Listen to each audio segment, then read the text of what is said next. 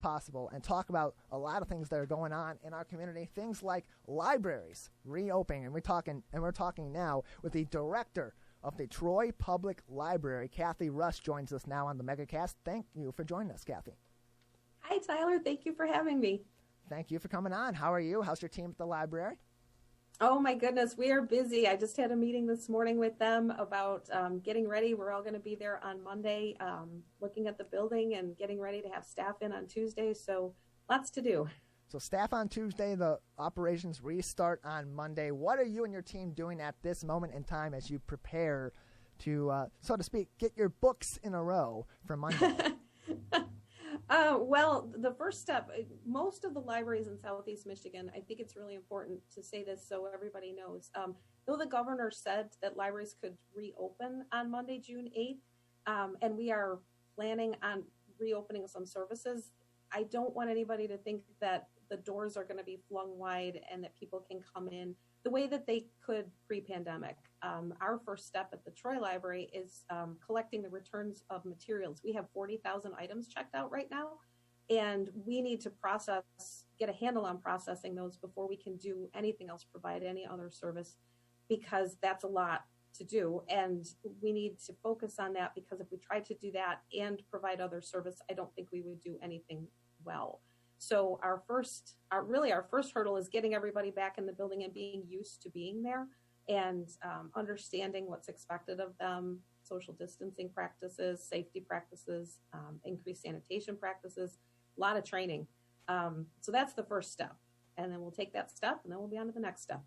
What are some of those measures, Kathy Russ, director of the Troy Public Library, that are being taken by Troy's Public Library? Maybe some changes to the layout of the library, ways you're enforcing social distancing and encouraging that in the library. What are some new things that are happening that you're training your staff on and will be encouraging the public that they'll be seeing when they arrive at the Troy Library beginning Monday? Well, the first thing that staff will see when they come to the entrances is there are big posters that say, if you're sick, do not come in, go home. So that's something that we haven't done before. And we are being very vigilant. We are doing a screening of every employee, asking them questions. If anybody appears visibly sick, they have to go home. So once, assuming everybody passes the screening process, they will receive some PPE. So we have masks for everybody. We have face shields for people who will be serving the public. Staff have to disinfect their workstation before their shift, after their shift. They can do it during their shift if they want to. Just in terms of spacing out employees, if you can picture a workspace that has maybe 6 workstations next to each other, we have to change that in order to respect social distancing. So instead of maybe having 6 people in a workspace, maybe now we can only have 3. So that changes how we're going to do the work, because we have to space everybody out. And it might also limit how many people we can have on a shift at a time. And that's definitely going to be a change. If we're limited as to how many people we can bring in, we're limited as to how much work we can get done. So there's that. We have different entrances and exits for staff than we used to. Everybody used to be able to come in whatever door they wanted to, but now it's very specific. This is your entry point. This is your exit point. And, limits on number of people in the break room at any time. Things like that are really going to be I don't want to call it a challenge because I have a great staff, but it's an education. And so you mentioned in terms of staffing, what's going to happen to be checking them, making sure they're healthy and that they're good to come into the building, not putting anybody on their staff or in the public at risk. In terms of people coming in from the public, Kathy Russ, director of the Troy Public Library, with us on the MegaCast, what measures are going to be taken for the public as they come in to make sure that John Smith and Jane Doe, who are coming in from inside the community in Troy, are healthy as they come into the library and aren't vice versa infecting people on your staff? Sure. That's a great question. So when we are able to have the public back in the building, and that's a little ways away for most of us because we're putting in our procedures for the staff and doing some things that we need to do.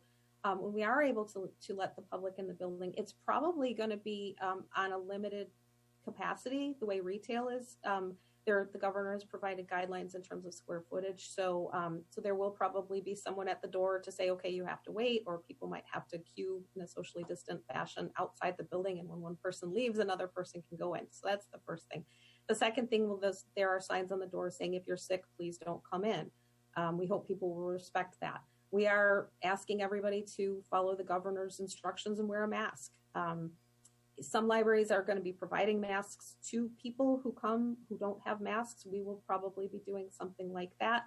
And then at least initially, what we want to do is do more of what I would call a grab and go type of library. So instead of coming in and staying for 4 hours and studying or being on the public computers for 2 hours or really, browsing like you would in a bookstore for an hour, you come in, you do what you need to do, and you leave. Because again, with the limited capacity, it allows the traffic to flow, allows everybody to get done what they need to get done at the library. We're joined by... And I guess I should say, I'm sorry, hand sanitizer everywhere. Oh, yeah. That's a big one. We just got a whole lot more hand sanitizer here, and we have it all over the building. So I definitely understand that from your angle. Kathy Russ, director of the Troy Public Library, with us on the MegaCast. Kathy, you mentioned earlier that a lot of materials are going to be coming back from the public to the library, and you have to restock all that and see what's still overdue, what still needs to be picked up, get in contact with people. In terms of the actual content itself, the materials, those books, those videos, whatever it may be that people have checked out, what are you and your staff doing to screen that in order to make sure that those materials are safe for the next person and those down the line who will be checking it out? Sure, and that's a great question. There have been all kinds of studies, and we've been active and busy in educating ourselves during this quarantine time about what is the best practice. So what the CDC recommends is that all returned materials are quarantined for 72 hours. So what we at the Troy Library are doing, we've opened the drop boxes. We opened them Wednesday. They are going to be closed tonight at 9 o'clock. Then those materials, everything that was returned, it's in one place. It's in a big room that we've kept the door closed, and so those materials will not be touched for 72 hours. So when the drop box is locked tonight at 9 o'clock, those materials will stay right where they are Saturday, Sunday, and Monday. And then I have staff coming in on Tuesday to process, check in, and shelve. This is going to be a week-long process, but so we will actively engage with those materials and deal with those materials on Tuesday after those 72 hours have passed for the quarantine. And all of the libraries in Southeast Michigan have basically agreed that that's what they're going to do. The CDC doesn't recommend that we do any more than that. They say 72 hours should kill any virus that's alive. And you have to be careful with library materials because if you treat them with chemicals, it could ruin them. So we just want to make sure that they're safe, but we don't want to hurt them in any way. It's going to be a process, and some people are going to just have to be patient with materials that they've seen have been checked out for a while. They've been eagerly waiting to get that book the second the library comes back up and opens again. But it may be a waiting process, but it's definitely for the right reasons and for a good cause. In terms of library programming, as these organizations and municipalities reopen as we come out of this coronavirus pandemic slowly but surely, some programs are going to be back right away, and they're going to have social distancing measures and probably entail less population at these events. In terms of the library events and the library programs that will be back immediately versus waiting a little bit of time, what are some programs that people can expect to be able to re-engage in right away at the Troy Public Library, and those that may be waiting a while? Well, our summer reading program is going to be online this year. Usually we start in June and we have this big kickoff that we usually get a couple thousand people to attend. That's unfortunately not going to happen. Likewise, at the summer reading program conclusion in August, we have another big event, and then we usually get a couple thousand people, and it's not safe to do that. We want to follow the governor's rules that, no more than 100 people in an outdoor setting, and no more than 10, inside the building. So our summer library program is online this year.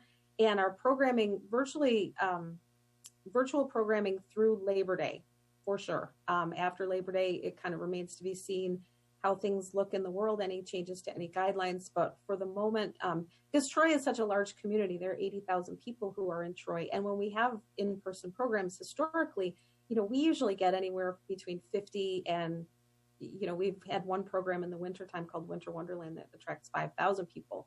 And so we don't want to put something out there that could potentially be unsafe. So we're just going to go with virtual through Labor Day, and then we're going to see where we are.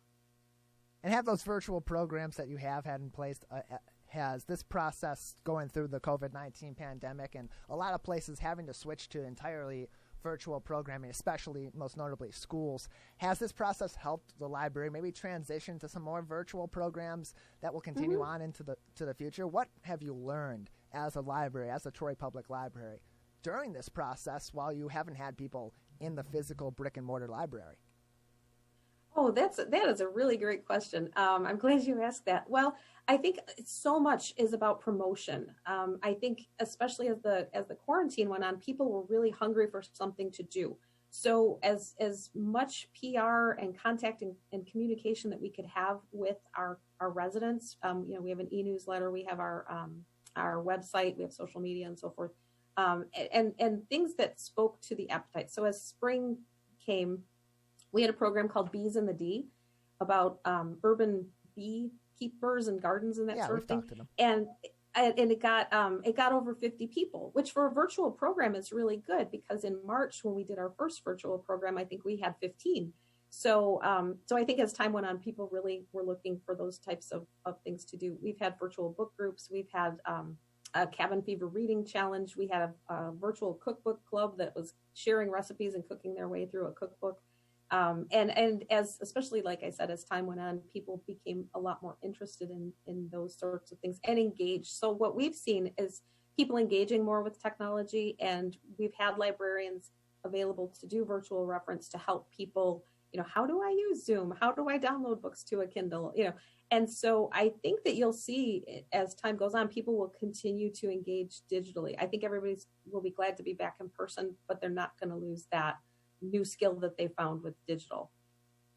You also have a millage coming up in Troy for the library. That was mentioned to me by Captain Jeff, our producer. We're speaking with Kathy Russ, by the way. Kathy Russ from the Troy Public Library. She's the director of the Troy Public Library on the Oakland County Megacast. So, Kathy, that millage is coming up. When is it being voted for? And what are some of the programs that are going to be impacted at the library? Or how will those funds, if it is passed or not passed, be utilized by the Troy Public Library? Well, the current millage expires on June 30th of 2021. So we're the library's fiscal year starts July 1st. So we're finishing up the 4th year of our millage, and we're going into the 5th and final year of the millage. So we have a meeting with City Council on this coming Monday night to talk about exactly those things. What seems appropriate going forward. The election is in November of this year. So we will establish what the millage rate should be, and I don't think necessarily that will happen on Monday, but we're getting the conversation started, and I expect all summer we'll be working on that. Well, that's good to hear, and it's good to hear that the Troy Public Library is planning to reopen on this coming Monday. Staff will be back in full on Tuesday this week, so we're looking forward to that. I know that Kathy Russ and her team at the Troy Public Library are looking forward to that. We just got another couple minutes left with you, Kathy. Is there anything else that you'd like to say, or anything else we haven't maybe spoken on that you believe is important before I let you go? Thanks for the opportunity. I really appreciate that. So just to mention what most libraries are doing is next week, the week of June 8th, we'll have staff in the building. And again, getting the staff ready, getting them educated, getting them an understanding of what's expected, and starting to process that volume of return materials. Many of us have in the multiple thousands of items that are checked out. Then, which I think you'll see the week of June 15th, is many of us are planning on a curbside pickup service. So patrons can call in, place items on hold, drive up, we'll run their materials out to them, and off they go.